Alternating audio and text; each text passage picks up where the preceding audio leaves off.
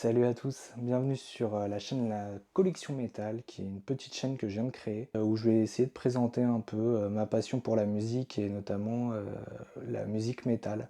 Donc n'hésitez pas à regarder un peu si d'ici là j'aurais fait d'autres vidéos pour parler de musique, parce que j'ai plusieurs idées en tête. Et d'ailleurs en fait j'ai essayé d'enregistrer certaines vidéos et j'y arrive pas parce que je débute et il faut que je commence par un truc de petit. Donc quoi de mieux que de présenter trois petits disques que je viens de recevoir hier. C'est des groupes très connus, vous allez voir, et vous les connaissez sûrement. Mais c'est pas des disques qui sont forcément très connus dans leur discographie. On va commencer directement. Qu'est-ce que vous en pensez?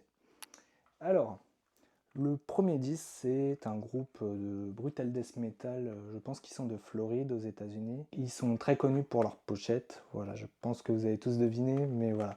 Pour ceux qui connaissent pas, il s'agit de Cannibal Corpse, qui est un groupe voilà, de brutal death metal, donc c'est du metal qui fait partie du death metal et dont la sous-catégorie serait le brutal death metal. Voilà, les métalleux, on aime bien mettre des étiquettes sur tout ce qu'on écoute. C'est un groupe qui est très connu pour ses pochettes. Alors celle-là, c'est une pochette censurée, mais qui est très connue pour ses pochettes un peu choc.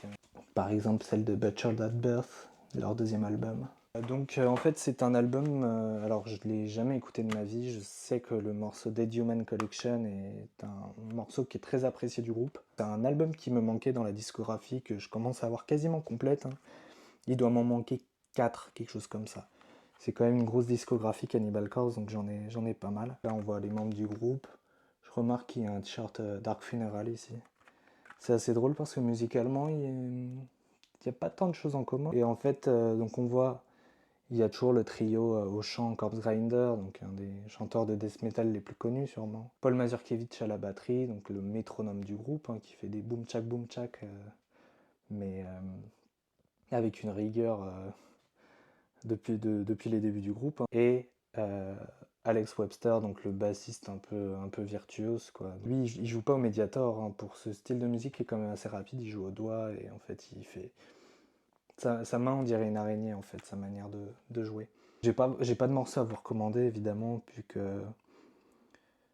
vu que je n'ai jamais écouté l'album, mais alors si vous avez des morceaux préférés ou quoi, n'hésitez pas à le dire pour des gens qui voudraient découvrir Cannibal Corpse. Voilà, tac, Bloodthirst 99, leur septième album, juste après Gallery of Suicide, qui est un excellent disque. Un deuxième groupe, c'est un groupe de power metal allemand, donc power metal dans le sens speed mélodique, hein, pas le power metal américain. Un power metal européen, donc allemand, années 90, donc déjà ça en élimine quelques-uns. Premier album en 95, et qu'est-ce que je pourrais dire d'autre comme indice? Allez, un indice qui est grossier, mais le frontman fait partie d'un autre groupe, d'un projet de métal symphonique, donc voilà.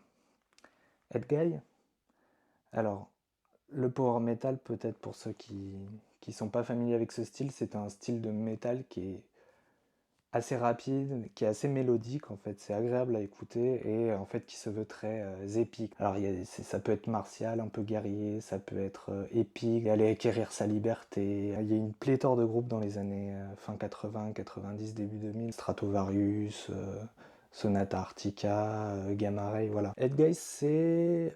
Qu'est-ce qu'on pourrait dire de leur particularité? C'est un groupe qui a un côté très théâtral à leur début et en fait qui est peu à peu passé sur un côté un peu plus rock, un peu plus rigolo, on va dire. Et en fait ça c'est leurs débuts qui sont très, pour le coup, power metal très traditionnel, spin mélodique très théâtral et vraiment c'est ma période préférée du groupe. L'album qui suit Vainglory Opera, c'est Theater of Salvation.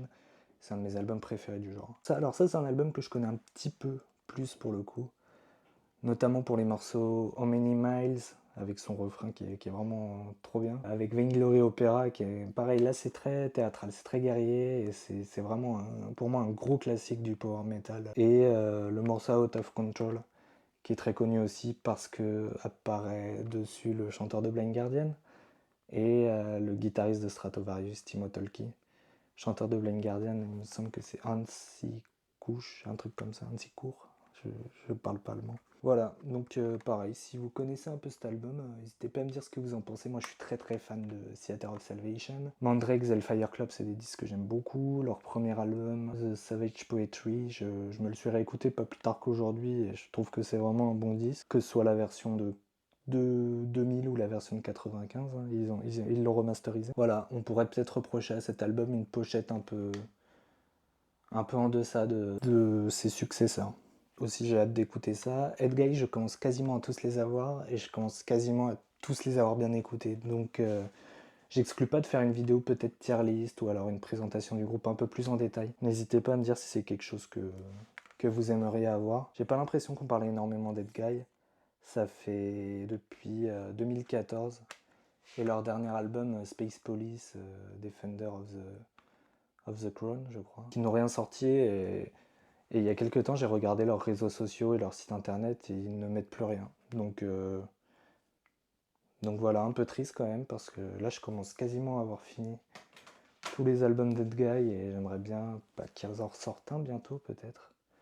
On verra. Et alors le dernier groupe, c'est un groupe de Birmingham. Alors là il y en a déjà plusieurs qui ont la réponse. Birmingham au Royaume-Uni. Birmingham, il y a beaucoup de groupes quand même. Led Zeppelin, Benediction, Napalm Death. Mais bon, celui que j'ai pas cité, celui qui saute aux yeux directement, c'est Black Sabbath. Ceux qui sont considérés comme les géniteurs du métal. Mais alors c'est pas du tout un album de cette époque. Hein. Black Sabbath, pour recontextualiser, le premier chanteur c'est Ozzy Osbourne. Il y a 8 albums avec lui. Il quitte le groupe. Ensuite il recrute Ronnie James Dio. 2 albums, il quitte le groupe. Ensuite Ian Gillan dans Born Again. Il part reformer Deep Purple. Après, il y a Glenn Hughes, il se fait virer pour consommation excessive de substances illicites. Et ensuite, il recrute Tony Martin. Donc Tony Martin, c'est un chanteur un peu comme Edu Falaschi dans Angra. C'est un chanteur avec beaucoup de talent mais qui n'a pas une grande prestance. Et sur scène, ça se sent. C'est pas quelqu'un qui a un énorme charisme comme des frontman comme ses prédécesseurs l'avaient. Et donc ça a un peu coûté au groupe, mais mine de rien, il y a des excellents disques. Mais celui que je vous présente, c'est un peu la bizarrerie du groupe, c'est Forbidden. Alors, il y a pas mal de choses à dire sur Forbidden, déjà c'est sorti en 95. Il y a un featuring avec Ice-T dessus. Je pense que ça doit être The Illusion of Power, la petite étoile. Alors déjà c'est un disque que j'ai jamais écouté, pareil, ça va être une découverte pour moi, j'ai hâte de l'écouter. Même si en fait ça a sonné le glas du groupe, malheureusement. Hein, ils ont eu une tournée après, ils ont ressorti des albums mais genre beaucoup plus longtemps après quoi. Une reformation avec Ozzy Osbourne, une reformation avec Dio sous le nom Evan Hennel, et après il y a eu un album de Black Sabbath, mais bien plus tard. En fait. Donc ça, en fait, c'est l'avant-dernier album de Black Sabbath sous le nom Black Sabbath et l'avant-avant-dernier album de Black Sabbath si on inclut Evan Hennel. Tony Martin a vu ses albums réédités. Donc là, il est dessiné ici. Après, là, on voit les autres. Là, ça doit être Cozy Powell, le batteur. Neil Murray, il me semble, à la basse. Ici, c'est Jeff Nichols au clavier. Lui, il est là depuis très longtemps dans le groupe. Hein. Bon, il est décédé aujourd'hui, mais quand il a fait ce disque, il était là depuis vachement longtemps. Il me semble qu'il était là déjà sur Mob Rules ou Evan Hennel, je suis pas sûr. En tout cas, il est là pour Born Again, ça c'est sûr, en 83. Donc 95, il a fait plus de 10 ans dans le groupe. Et enfin, là je l'ai remarqué il y a pas longtemps, mais Tony Iommi, en fait je le voyais pas jusque-là, je me suis dit mais il s'est embrouillé avec le dessinateur, c'est pas possible. Mais non, en fait il est là un peu plus discret, on le voit de profil. Il y a eu 5 albums avec Tony Martin et les 4 derniers, donc oh là là, Headless Cross, Tear, Cross Purposes et Forbidden ont été réédités dans une box et j'ai failli acheter la box, je suis allé à la Fnac, j'avais la box dans les mains, j'allais l'acheter, mais alors déjà, elle était un peu chère, hein, elle était dans les 80€. Donc avant de l'acheter, j'ai quand même refait un check-up de tout ce qu'il y avait dans la box. Bah alors déjà, il me semble qu'il y avait un livret, il y avait peut-être des détails sur les tournées de l'époque. Moi, ce qui m'a freiné vraiment là-dedans, c'est que les albums étaient en pochette cartonnée. Ça m'a... Genre une pochette cartonnée comme... Hop, attendez, je vais vous montrer. Ça, on voit un petit peu plus de disques. Comme Strychnine 213 de Aborted que j'ai là en CD promo.